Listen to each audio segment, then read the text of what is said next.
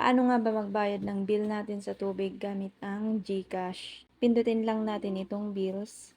Pindutin ang water utilities. Search natin dito kung ano yung company kung saan tayo nagbabayad ng bill natin sa tubig. Like for example, for me, Laguna Water District Aquatic Resources. Ito po siya yung nakalagay na logo na Lark kung taga Laguna rin kayo. Pero kung hindi, i-search nyo lang dito at lalabas sa inyo if available dito sa GCash yung company na pinagbabayadan nyo ng tubig nyo. And pindutin lang natin. And lagay na po natin dito yung amount, exact amount. And dito sa contract account number, makikita nyo yan dyan sa bill nyo na binigay sa inyo. Ayan, i-input nyo lang dito. Then, lagay nyo yung account name nyo, kung sino yung nakapangalan sa inyo. And dito sa email address, optional lang naman yan.